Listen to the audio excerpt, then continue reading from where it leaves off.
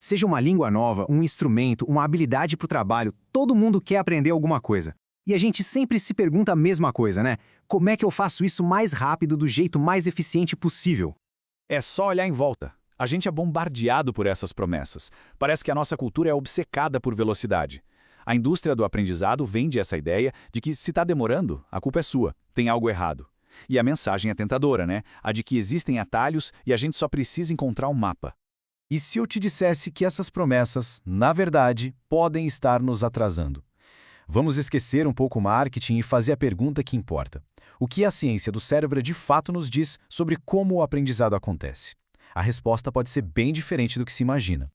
Bom, a primeira verdade, e talvez a mais desconfortável, é que não existem atalhos neurológicos. O cérebro tem seus processos biológicos com um ritmo próprio.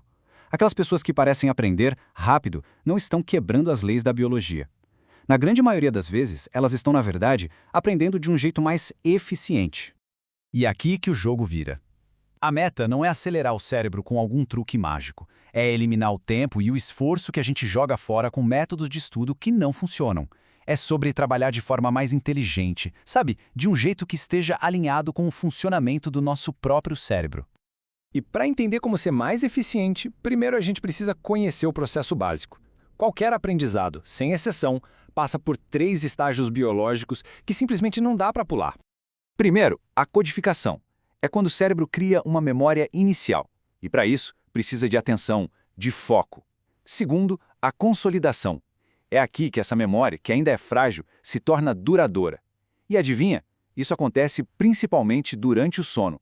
E por fim, a recuperação, que é o ato de buscar essa memória. Cada vez que a gente faz isso, ela fica mais forte. Vamos dar uma atenção especial para a consolidação, porque é aqui que muita gente erra feio. Passar a noite estudando e sacrificar o sono não é só ineficaz. É o contrário, atrapalha tudo. É como escrever num quadro branco e alguém ir lá e apagar tudo durante a noite.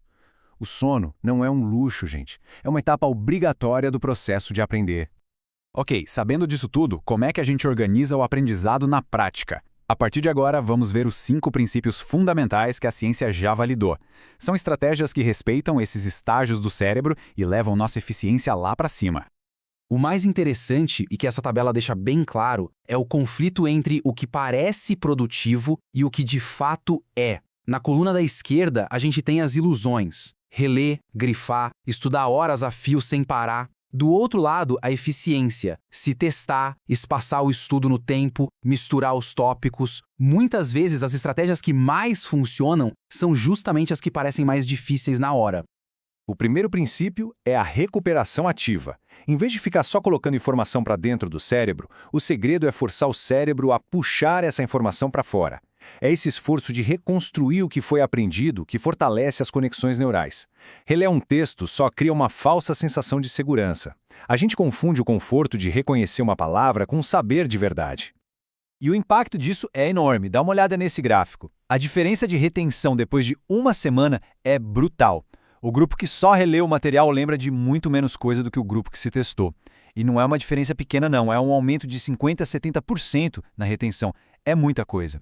O segundo princípio é o do espaçamento.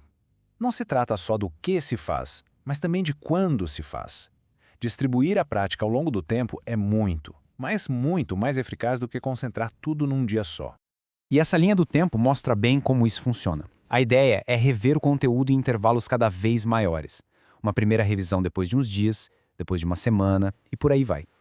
Cada revisão feita na hora certa é como dar um reforço na fundação da memória.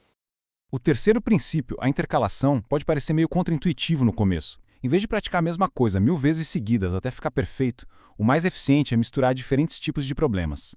Pensa num rebatedor de beisebol. Ele não treina só um tipo de arremesso. Ele treina várias de forma aleatória para que o cérebro aprenda a identificar a situação e escolher a melhor resposta, como num jogo de verdade.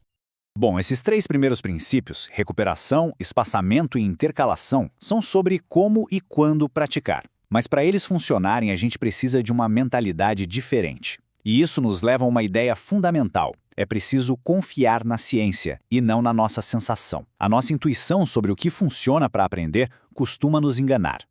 O quarto princípio é a elaboração. Uma informação solta é uma informação frágil. Para ela ficar forte, a gente precisa conectar com o que já sabe. Como se faz isso? Perguntando o porquê, tentando explicar um conceito com as palavras mais simples possíveis, que é a famosa técnica Feynman, ou criando analogias que fazem uma ponte entre o novo e o que já está na nossa cabeça.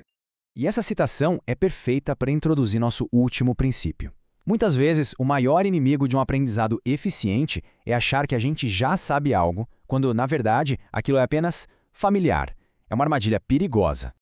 A solução para isso é a metacognição, que é basicamente a habilidade de pensar sobre o nosso próprio pensamento. É a capacidade de ser honesto consigo mesmo e avaliar o que a gente domina e o que não domina. Ferramentas como o autoteste não servem só para aprender, servem para dar um feedback preciso para a gente calibrar nossa confiança e focar o esforço onde ele é mais necessário.